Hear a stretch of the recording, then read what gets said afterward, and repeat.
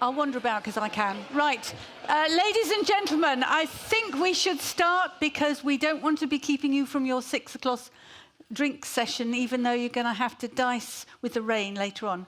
So welcome to this plenary session on legal education. It's very nice to see you all, especially in this lecture theatre where we normally greet our law students. My name's Caroline Strevens. I'm a Professor of Legal Education here at the University of Portsmouth, ex-head, for which I'm delighted to be, and chair of this session. So I'm going to introduce our wonderful speakers here, and each of them will have 10 minutes and only 10 minutes to talk upon their subject, and then we'll open up the session to questions, and we've got some roving microphones. So I shall start with introducing our famous four, and I'm just going to go along the line here. There's no particular order, age, reputation or otherwise. So I think you know them all. So we have Professor Chris Ashford from Northumbria University, who is a queer theorist analysing law's regulation of queer sexuality. His contribution to legal education has included his role as editor of The Law Teacher, his chair of the 2023 QAA Law Benchmark Statement, and his participation in the REF. A very useful man to collar later on if you've got questions. Then we have Dr. Emma Jones, Senior Lecturer at the University of Sheffield. She's Chair of the Association of Law Teachers and an International Bar Association Wellbeing Commissioner. Then we have Dr. Soraya Jivra, Reader at the University of Kent Law School, who engages in law and social justice, specifically through her roles in the Centre for Sexuality, Race and Gender Justice.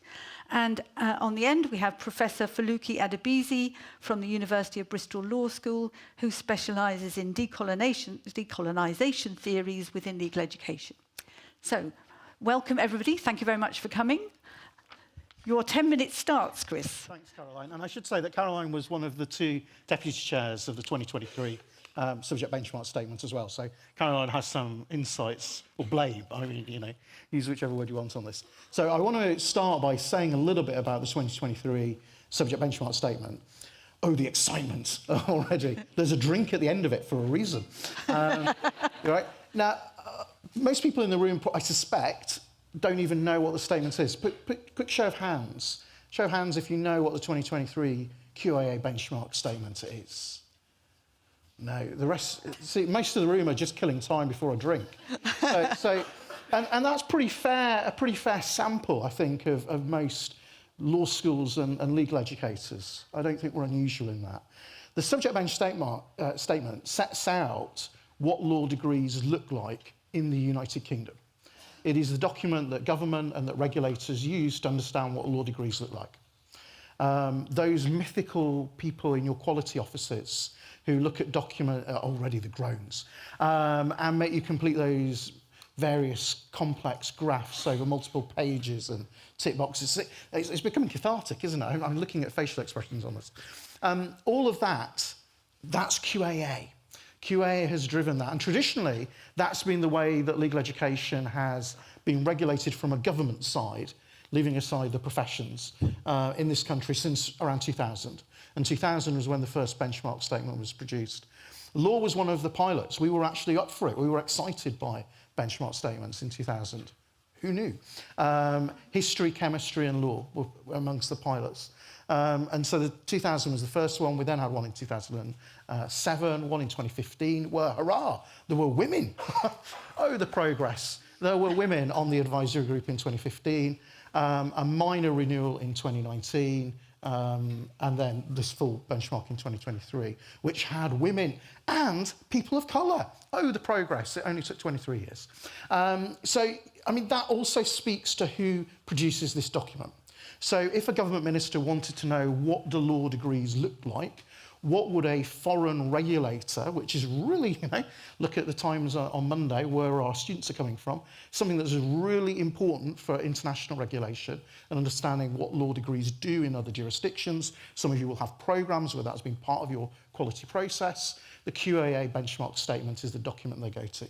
So what's in there is in the background of all that we do when it comes to teaching. We might think we operate within a certain boundary of freedom, but actually the benchmark statement sets out what the normal expectations are. The force of that statement has changed in recent years.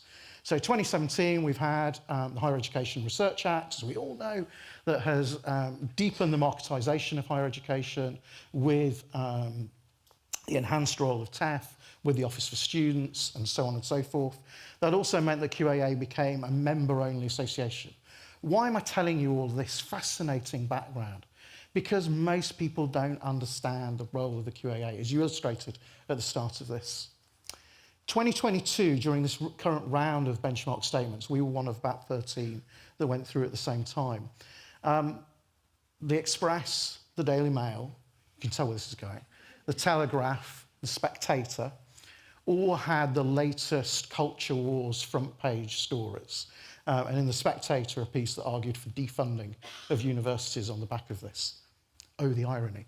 And that was because of controversy around statements going woke, that the QAA was telling universities to be woke, and the document that they cited were these benchmark statements. And mathematics in particular was singled out, but law was in the same round of these statements. So what have we done? Suddenly it matters, right? Suddenly, if apparently this mythical agency, QA, is telling universities what to do, maybe we just sit up and understand at least what's in this document. And I would encourage you to go to the QAA website, just Google QAA SBS law, it'll come straight up with a statement, and have a look at it. Because what we try and do in that statement is to say, this is what most law students experience. And the QAA document now is no longer has the force in England that it used to. In Scotland, it hasn't changed, something the UK government forgets. So actually, the statement, any Scottish colleagues in the room, actually it's much more significant for you than English colleagues in terms of what's in there. And yet, it's really hard to get Scottish representatives on that panel. You know, and actually maybe I should have been from a Scottish university rather than from an English university. That statement now is trying to say these are things that you can do. The tone we have set out in this document is to enable people to do what they want to do in their programmes. But we have an opportunity to set out our expectations that says that we are going to engage with culture, we are going to engage with theory, we are going to engage with broader agenda, as well as skills. What is it that law degrees look like, and what makes us lawyers and academic lawyers, rather than historians or chemists? What is the distinctiveness about law? And this is a document where we've got a group of scholars trying to answer those questions in a way that hopefully opens up those questions in your own law school as to what it is that you want to do and how it is you want to develop your programmes. I guess that takes me then to what's different about the 2023 statement from previous ones. Well, EDI, and this is where the headlines came from, was a section that the QAA asked everybody to look at, as well as sustainability, as well as accessibility, and as well as entrepreneurship. Entrepreneurship, they weren't worried about that. I was worried about that, but some of the media were concerned. What was striking for the 23 statement, I think, and what we try to do, is to understand those terms not as part of some cultural war narrative, but to say, what do we do in law that gives meaning to those concepts and ideas? Without someone saying you need to come up with something, fundamentally, what do we do anyway? So when it comes to sustainability, we understand that typically within the UN's development goals, right? That becomes, within the SDGs, how do we actually think about sustainability and what we do? That's what, as lawyers, how we give meaning to that. When we think about EDI, well, we have fundamentally positioned that in a particular way. So I'm just going to read you a very short section, very, very short, from EDI, where we say, law as a system of authority and power may contribute to inequalities in society while also providing opportunities for challenge. In order to challenge the hierarchies that law arguably sustains and to pursue legal interventions that seek to remedy discrimination, studying law can take a critical approach to understanding the relationship between law, power, and equality. So we're saying that for law, that's what EDI is about. So that isn't some tick box EDI. That's fundamentally embedded in our programmes and our approach. I'm going to shut up and move on, but I hope that, if nothing else, people now say, maybe I should go and have a read of that document. Thanks. Thank you very much, Madam.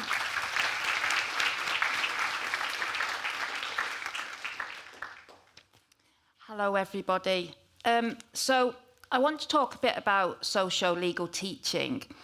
But one of the slight challenges in doing that is that there's a bit of a lack of clear data on the extent of socio-legal teaching and the kind of emphasis that it currently has. If you look back, quite a lot of the data is 20 plus years old from the early 2000s. And while that doesn't actually seem too long ago to me, because I'm quite old now, I know like most of my students probably weren't even born then. So you're thinking about things like Fiona Cowney's seminal book on legal academics in 2004, where she identified that a majority of legal academics were undertaking some form of socio-legal research. Interestingly, though, in the Nuffield Foundation report, Law in the Real World in 2006, it talked about a decreased capacity for empirical research and partly seemed to blame that on a curriculum that was somewhat rigid and focused on professional demands. If you move forward to 2009, Caroline Hunter undertook a survey around socio-legal teaching. It was relatively small scale, but it suggested that there was little teaching of empirical legal research going on at that point. But then again, in 2012, there was a fantastic book all about how you could incorporate socio-legal teaching into the legal curriculum, including all of the core subjects. And since then, we've had brilliant individual examples in things like the Law Teacher Journal and other journals. But it's kind of been quite a mixed picture and a bit of a lack of data. And I think there are two kind of underlying assumptions that we need to challenge a little bit. The first is the idea that everybody who conducts socio-legal research also teaches in a socio-legal way, because I'm not sure that necessarily follows. There are lots of constraints on how and what we teach, whether that might be about time, about resources, about the subjects we're told to do, about modules that we inherit, that mean that the two don't necessarily link together. There's also been, I think, a slight assumption that socio-legal research and socio-legal teaching has to be about empirical work. And I don't think that's, again, necessarily the case. And some of the best examples of socio-legal work I can think of have, on occasion, been deeply theoretical, and all the better for it. There is a bit of a solution to this lack of data on the horizon, but I'll leave that as a teaser till the end of what I'm saying. What is interesting is that this literature from 20 plus years ago does actually still seem to illuminate some of the challenges in socio-legal teaching that we do still face today. So if you look at a paper like Richard Collier's 2004, We're All Socio-Legal Now, ? Paper, he talks about the context of neoliberalisation and the marketisation of higher education, and of course we still see that playing out today.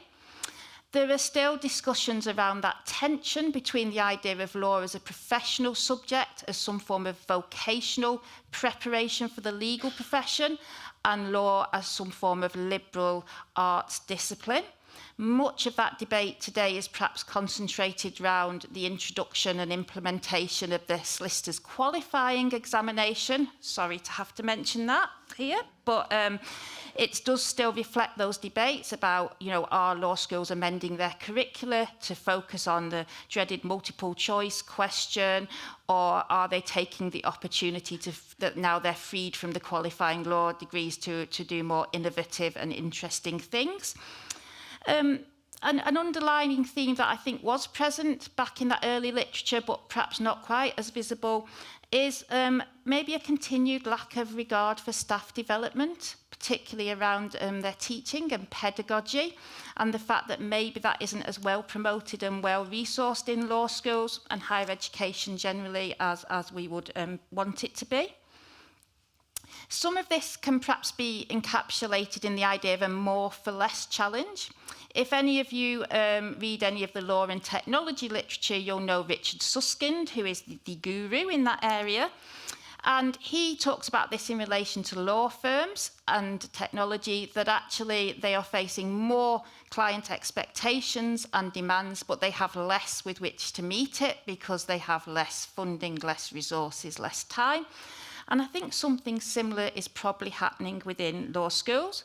We have expectations and demands from our students, from the wider institution and sector, and more indirectly perhaps from government policy demands, but we have perhaps less income, less resources, less support to achieve our goals.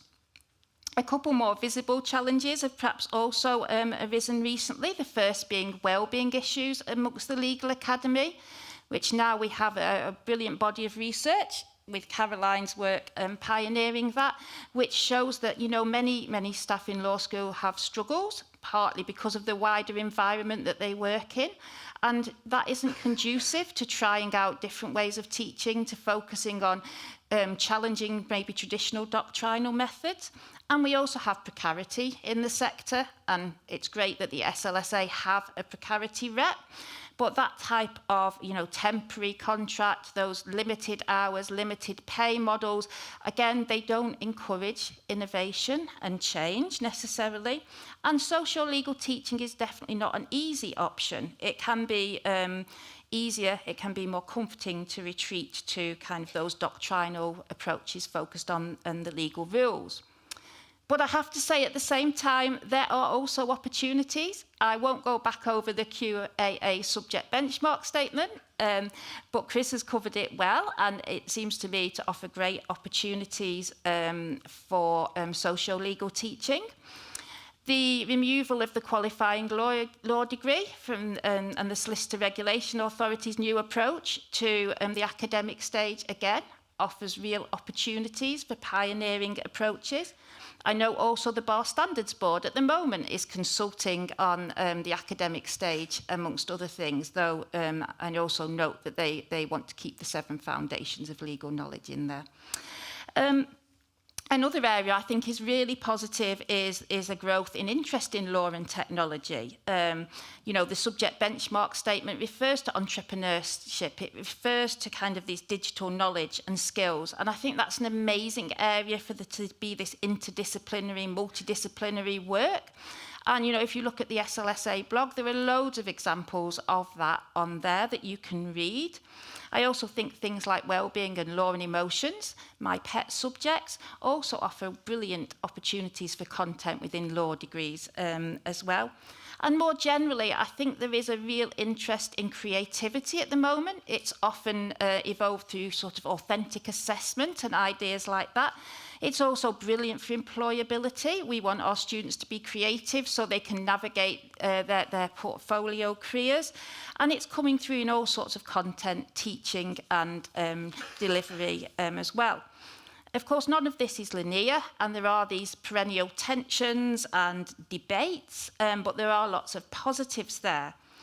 My feeling is that for a next step, the learned societies, such as the SLSA, the Association of Law Teachers, the Society of Legal Scholars, have a role to play to support socio-legal teaching and to give a clear and explicit statement of the values involved in that. We need to emphasise its importance and relevance, both on our students and as we produce the next generation of legal thinkers on society as a whole. We need to be able to encourage our students to explore law in context and its interrelationship with justice and fairness. Going back to my teaser earlier, if you have been studying your brochure, or any of the screens around here avidly, you will have seen that there is actually an online survey which is going to look at the extent of socio-legal studies in the law curriculum, and it's being run by Emily Walsh and Daniel Bedford here at Portsmouth and supported by the SLSA and ALT. So I would really encourage you to fill out this so that we do have that much clearer picture, that data on what is happening with socio-legal teaching, and hopefully we can extract some examples of good practice from that. And I think if we can do that, then we can maintain this brilliant vibrancy and engagement that law as a discipline should have.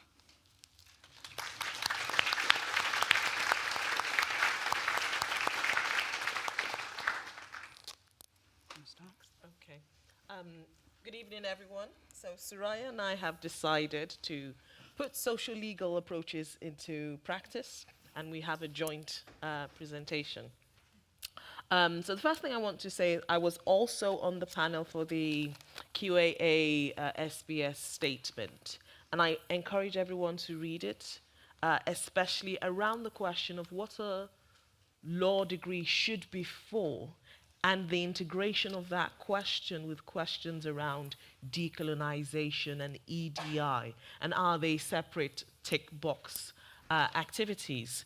Soraya and I are going to be talking about work that we have done around pedagogy, but also research together and also separately on this question of embedding social legal approaches into our work. Especially for our students, I think embedding social legal approaches into our teaching, it's very important because it enables them to understand or make sense of the degree in relation to their lives. There are lots of things about the degree that don't make sense to our students. For example, I was having a conversation with a group of students recently, and they were questioning why, going back to the 7 foundations of legal knowledge, land law is compulsory, but housing law is something that is rarely found in law school curricula. Especially given the current state of property in the UK, most of them will never own land, but hopefully they'll be able to live in a house. My own area of research is around the relationship between law and race, law and empire. And social legal approaches have been very useful in helping our students, and in my research as well, helping us unpack that connection. What is the relationship between law, power, and how law reproduces racism and the afterlife of empire? It's very difficult to explain to students that despite the things we consider to be progress, students who experience racism regularly, why does racism still exist? What is it about law that hasn't been able to bring an end to racism? Yeah.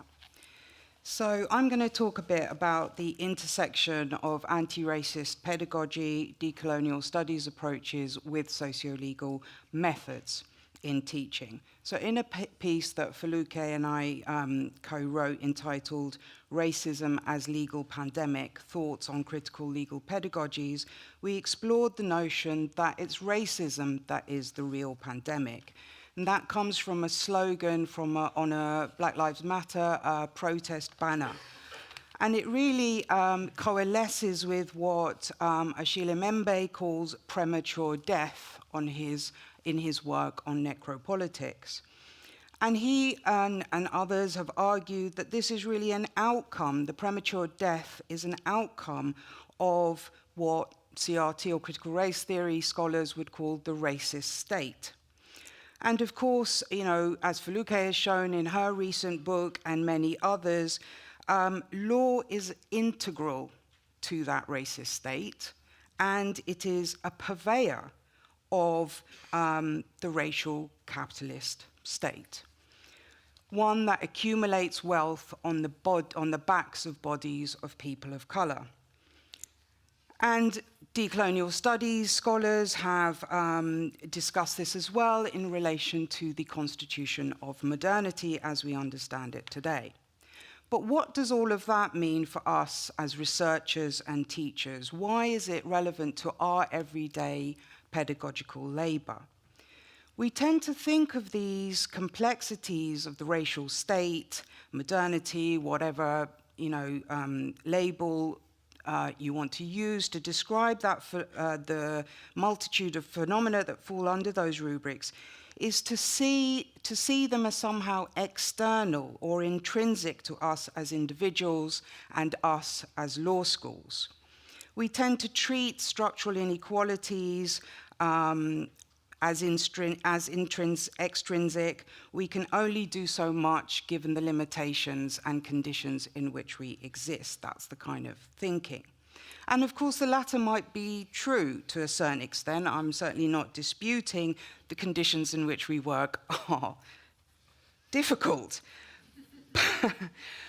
But I want to seriously challenge the notion that we as individuals and individuals that comprise law schools are somehow those structural inequalities are extrinsic to us. And instead to think about the multitude of manifestations in which they exist within our fields, and to put a really kind of challenging argument out there to say that, in fact, we are complicit in the making and the unmaking of premature death. And here, when I refer to death, I'm not just talking about, as Membe says, physical, decomposition of the body, but deaths in many ways, and in fact, multiple continuing ways. But that's another day to explore. But as socio-legal scholars, I suggest that it is incumbent upon us to, firstly, acknowledge that complicity, to acknowledge our positionality within it, and to hang out there for quite a while, not rush through that very tricky, swampy terrain, to let it truly sink in, to explore the ways in which we manifest that complicity. And then, and only then, after that deep engagement with that acknowledgement, we can begin to think about the how of teaching and engaging with students and colleagues within our law schools. And I just want to say here that I'm particularly kind of calling out to program and module leads as opposed to ECRs, who are often left to do the bulk of that labor. And I would argue that this latter step, is about approaching pedagogy, which kind of reflects something that Emma mentioned earlier, as requiring a socio-legal methodology, or as thinking about it and thinking about how we can approach it as we would a research project, something that we don't often afford to our teaching. And for me, this is where the intersection with decolonial studies approaches come in, with the formulation and exercising of ethical practices and processes. And this can include in challenging our notion of the canon in our curriculum, what is privileged and what is left out. But I don't want to talk about that now. We've written a lot on that. You can go and have a look. Rather, I want to emphasize using that intersection of those three approaches as co-informing and co-constituting each other to really foreground an embodied approach to teaching, an approach that would recognize students and colleagues as at risk of this legal pandemic of racism and its premature death or necropolitical underpinning. And to ask, how can we acknowledge and challenge our complicity within that? So just very quickly to give what, how am I doing? Okay. One approach I have used is to challenge the quantitative approach within higher education to student inclusion, and which really actually essentially racializes students of color and is quite banal in its outputs and its statements, not to mention, quite frankly, offensive. Instead, I've worked with, and we both have worked with, students as researchers, as co-producers of knowledge. And this approach builds on a long lineage of practice and work that Lama Rod Owen calls wisdom texts. And these foreground the impact of racialization, not just on the physical, the mental, but also the emotional, the spiritual, the subtle energy or nervous system, the annihilation and the killing of multiple different cosmological understandings and perspectives to journey through life.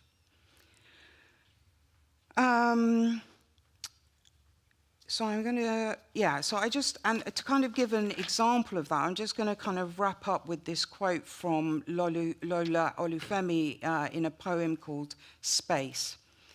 And she says, "I look at them as they sit, some shy, unable to speak for fear they might choke, tentative, and then wide-eyed, brash, nervous, swallowing hard, biting down harder. Then she flings her words across the room so fast she can't be interrupted, teeth flailing. I want to ask, what skin did you just shed then? Share a piece of what made you untouchable."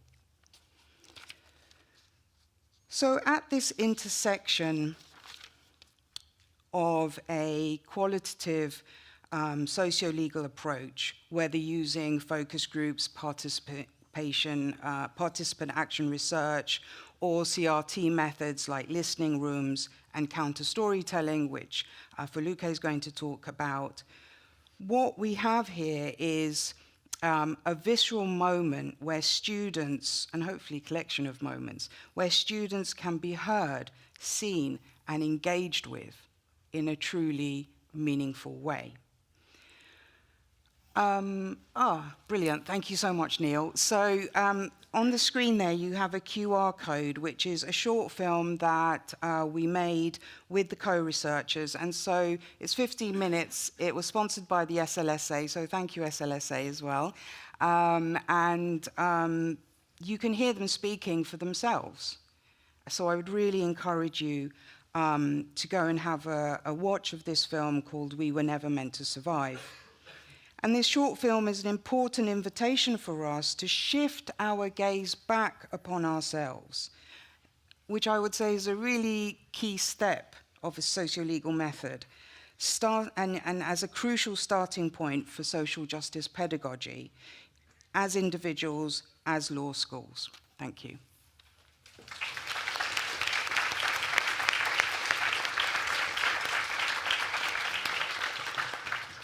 Thank you, Soraya. Just like dedicated academics, I realize we've given you a lot of reading and watching to do. But I think it's also very important. I tell my students to read like their lives depend on it. And to be honest, our lives do depend on educating ourselves about things we don't know about, that have been left out of our training, of our teaching. The world is the planet is in jeopardy through the combined forces of extreme inequality, environmental devastation, and continuing racial injustice. And therefore, we must be creative about how we encounter, how we respond to that. In my own work, I have said I have turned my back on using that decolonize the law school, decolonize the curriculum. I suggest that we must ask ourselves a different question as law teachers and law researchers. What does it mean to dream of new anti-colonial worlds from within the law school? For the planet to survive at all, we must bring all the tools that we have, including the doctrinal tools, but also socio-legal tools, our imagination and our creativity. So, for example, in an article that I wrote that was published in 2022, called Black African Science Fiction and the Quest for Racial Justice Through Legal Knowledge, I use a novel, Octavia Butler's Kindred, which, again, I suggest you should read. I use it to unpack how racial injustice continues to be reproduced through the joint forces of laws maneuvering through time and our own sort of ignorance or not looking at how this is happening, so through this almost a sort of obliviousness. In a different article, this is a chapter actually, not an article. Again, more reading, I apologize. It's the title, this is one of the very long titles. I have a problem with long titles. The sea cast its net of justice wide, a speculative judgment for what has been left to the waters of despair. I said, very long title.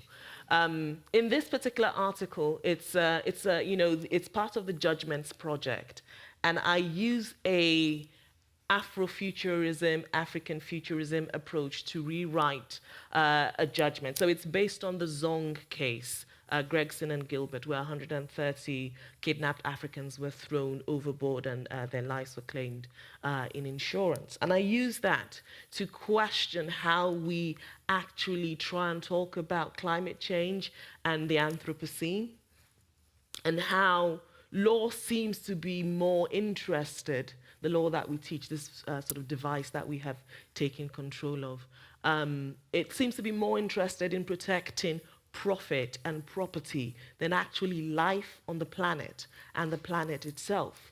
And how do we message to our students that they can be creative in how they understand and engage with this device, this discipline, which also has within it the potential to save the world from perdition?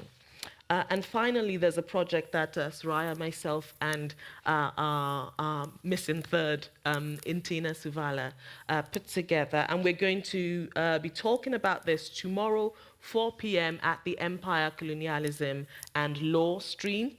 So please all turn up. Thank you. We'll try and fit you into that small room. And in this project, what we try to do is to put together a collection of essays. So I think we've got 16 essays.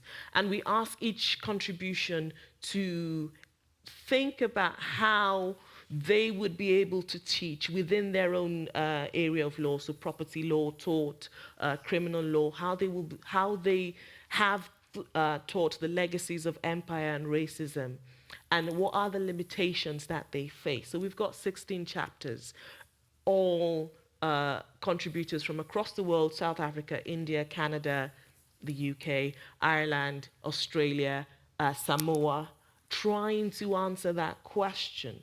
How do we engage with the legacy of empire within our teaching? How do we show it to our students? And how do we unpack it?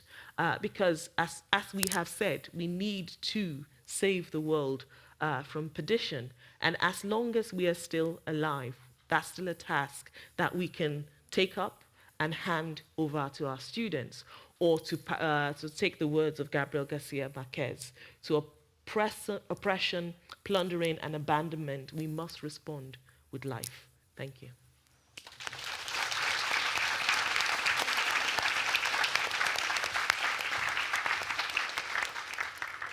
Well, that was thought-provoking, wasn't it? And now, to wake you all up, it's your opportunity to ask questions. And I know there's a roving mic somewhere. So who'd like to kick us off? A wonderful array of experts here.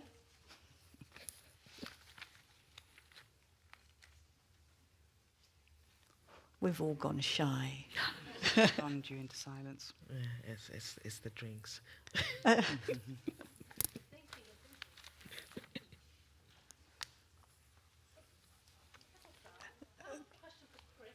Here we are. Well done.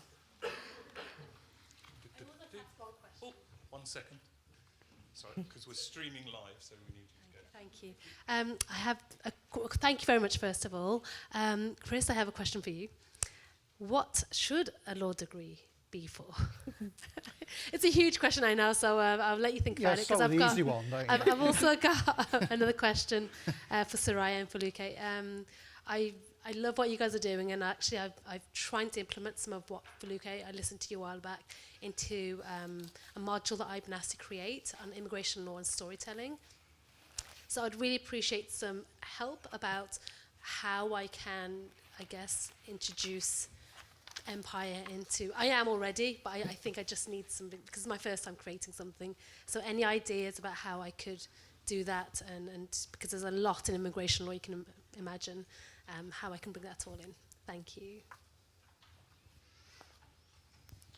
So I guess if I start then, I'm going to dodge the question slightly in that fundamentally what we're trying to do with the SBS is to say this is an enabling framework.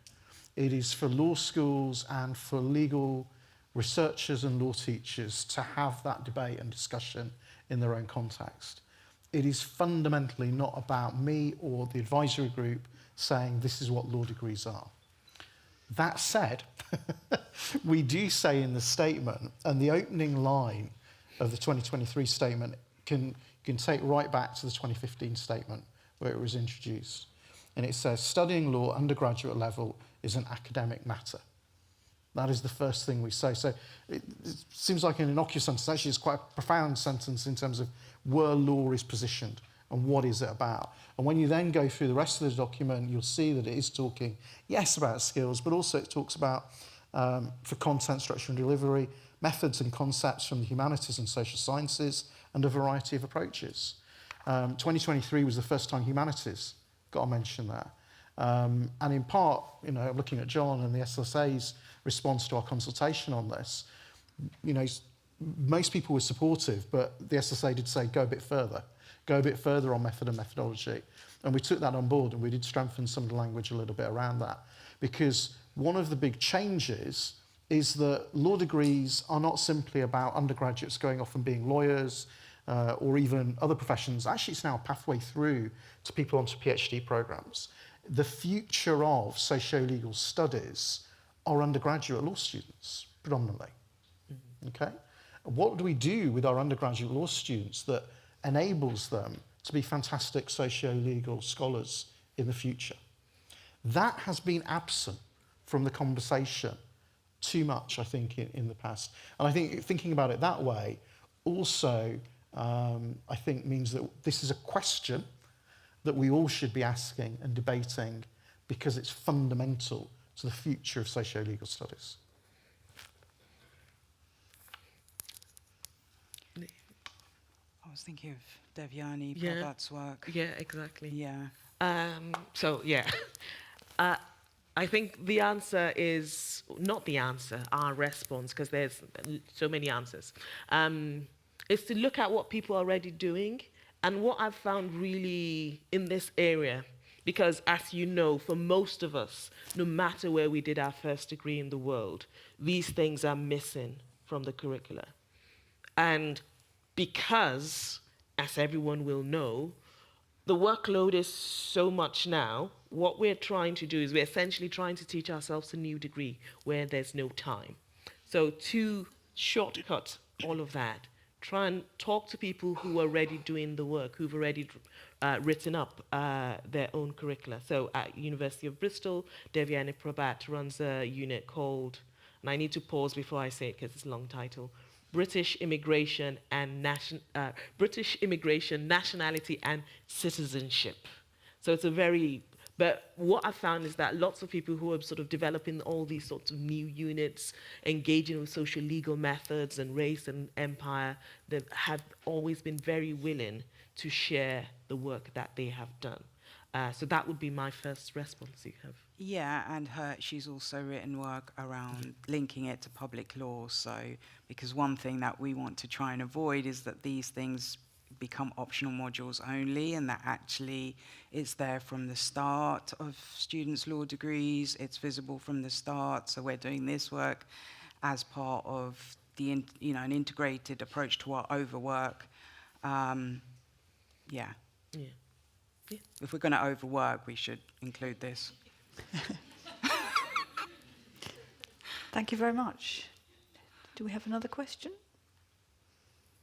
There's a gentleman here and then somebody right at the back in a moment. So picking up on the comment I think a few of you said about despair, and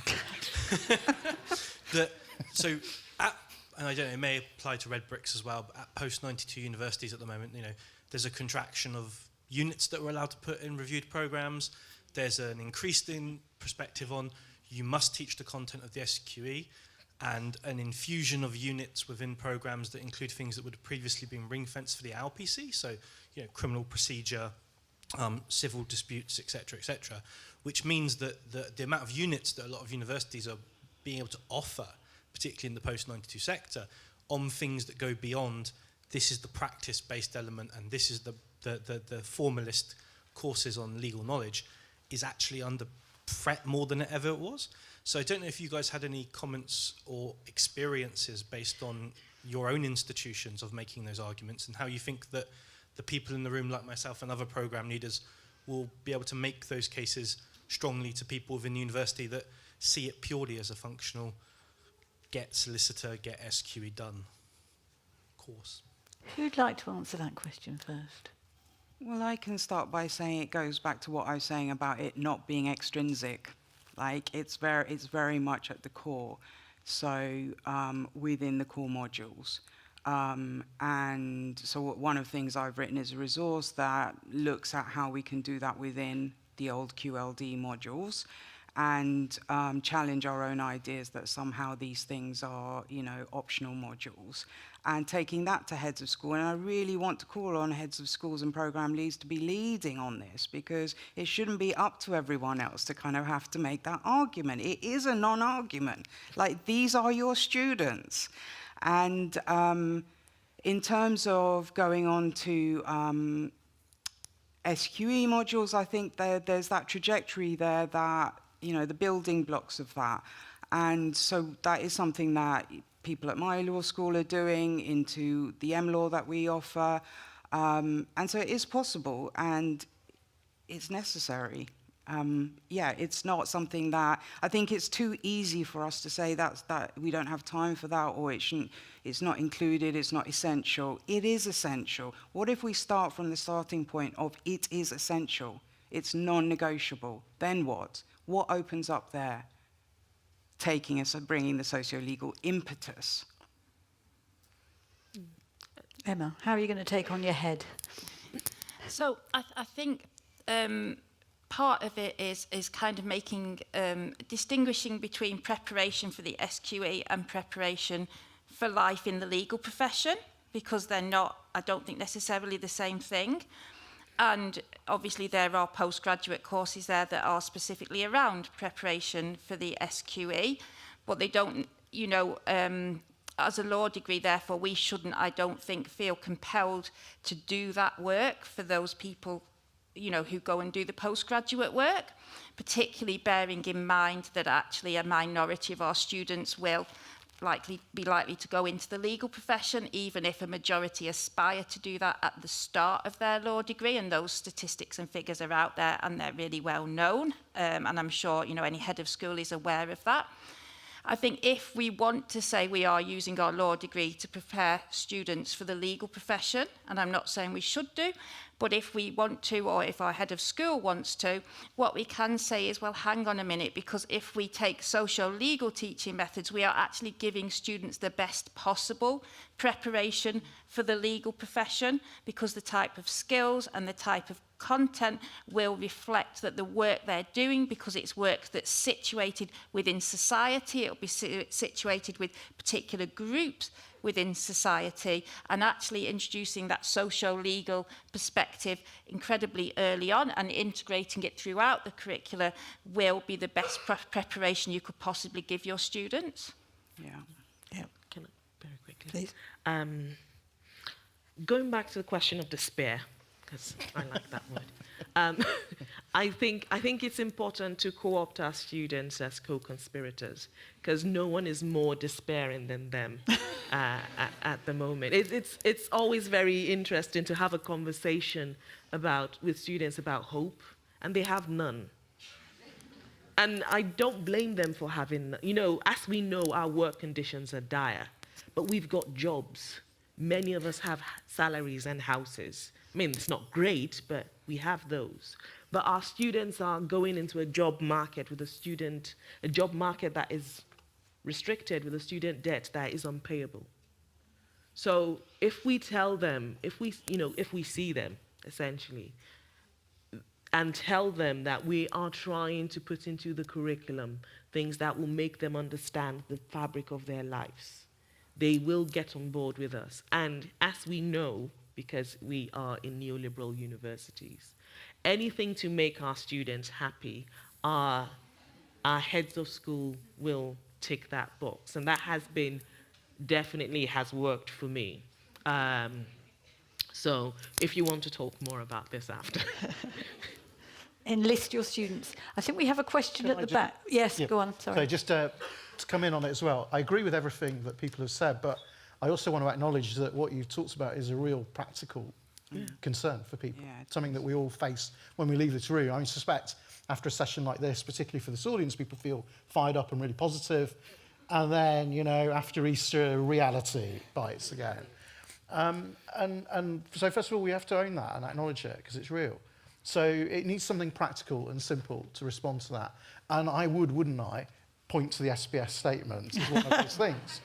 Because institutions like quality they like documents that say, this is from a quality bit. Oh, right, and there's a grid. Ooh, right. There is no grid in the document. But they can create a grid from what's in that. They can create their own matrices, whatever they want to design it. That speaks to university hierarchies in how they understand what degrees might look like. And then that means thinking about the degree as a pervasive experience in terms of what we put in, not individual modules, but actually fundamentally how do we design this in a way that speaks to our students and speaks to our audience. And part of that is also the practical element. So the bar did have a representative on the 23 statement. The bar still refers to the QAA document.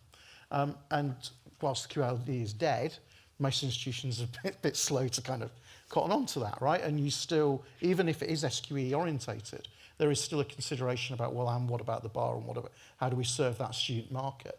So that takes you back to a conversation with a head of school or your quality office about this being a document to use. And when you use the SBS document, then actually you see it does refer to all of the things we've talked about and the things that I hope we find some shared positivity in that document as a way of opening up the agendas that people have talked about and actually engaging with it. So I think that's a practical way of getting into the positivity because let's face it, it is challenging. One final thing is that actually it's a really mixed message out there and it's changing fast. So the experience you've talked about is true for some institutions. Other institutions are expanding like crazy in a way of responding to the international market collapsing. So they're expanding their undergrad students as a desperate way of getting back that money. And so you've got in some institutions more optionality. So they might think, oh, that's positive. But actually the risk there is we just perpetuate the siloing of these issues rather than thinking fundamentally about what we're doing. So there is an opportunity, whilst it might feel really scary and horrific at the moment, there is an amazing opportunity for institutions that are struggling in the way that you've talked about.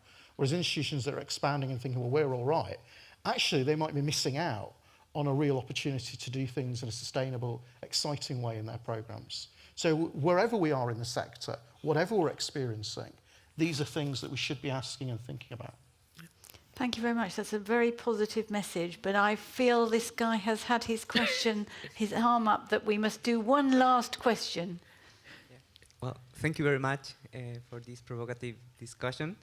I was wondering, from the perspective of the postgraduate students, how they can engage with Socio-Legal, the Socio-Legal scholarship, and particularly thinking now as a PhD student, I have been in this position, and I think that I'm not the only one, that when I said, well, I am applying the old classical methodological black letter approach, they said, well, you don't need even to write a chapter for that. But if I said, well, I am applying the socio-legal methodology or one of the different varieties of socio-legal approach, the reaction that I have seen in the UK legal scholarship is, well, you need to write at least an entire chapter for that. So I was wondering if there is a barrier in the socio-legal that puts to put more energy, and how is that relationship with the legal education at postgraduate level with the engagement of socio-legal activities? Who'd like to start on that one? Okay. I'll start. I'll start because it really resonates with my own experience as a PhD student. So I think it was in the first few months of my PhD, I read Linda Tuway Smith's Decolonizing Methodology, and it was the first time I'd actually seen that book. And it completely destabilized, if anyone has read it, because I was a very doctrinal black letter lawyer. That's, it's just apply the law correctly, it will work. And if you're not applying it correctly, that's, if it's not working, it's because you're not applying it correctly. And so Linda Tuway Smith in this book, Decolonizing Methodologies, talks about how the colonial she's writing from Australia, right? So she's talking about how the colonial experience has an impact on research, on how we research, the theories we use, the sort of research outcomes. And so I'm trying to use this to make sense of what I thought was a simple, as much as a PhD can be simple.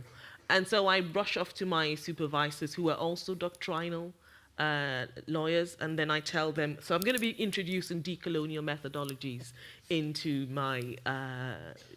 my work, and they have no idea what it means at all. So I have to write like 3 chapters, not 1, 3, and we're talking about a couple of years ago. I don't want to, put any time on it, but we're talking about a couple of years ago. No one was talking about decolonization at all in UK higher education, right? So I agree with you that you will have to do more work.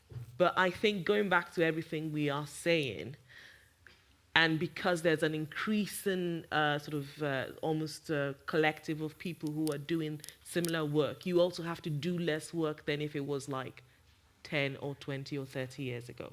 So you will have to do more work, but I think it's ultimately rewarding in the fact that that work is actually making the law a better discipline, and that's the argument you should make to yourself as well as to your supervisors, that you are trying to do something. And that's also, because they say originality with the PhD, it's also part of your originality. Thank you. Anybody else want to add anything?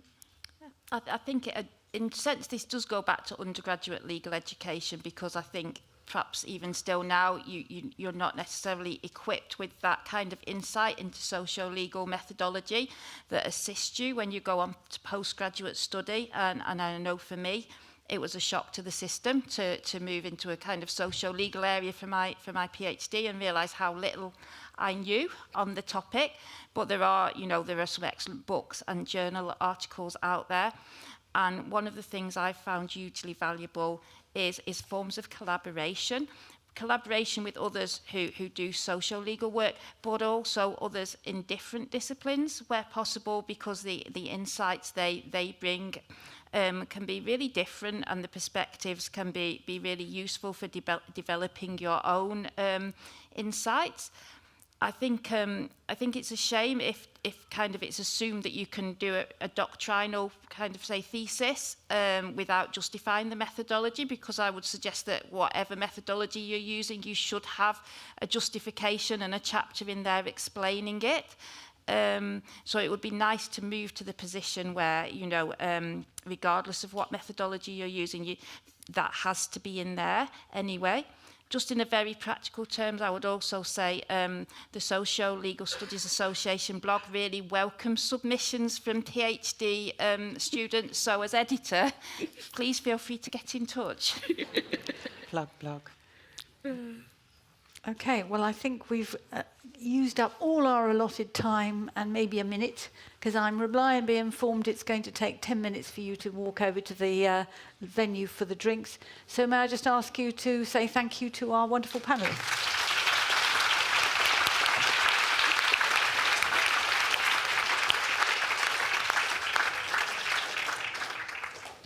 And if Michelle Learing's in the audience, I have her cardie.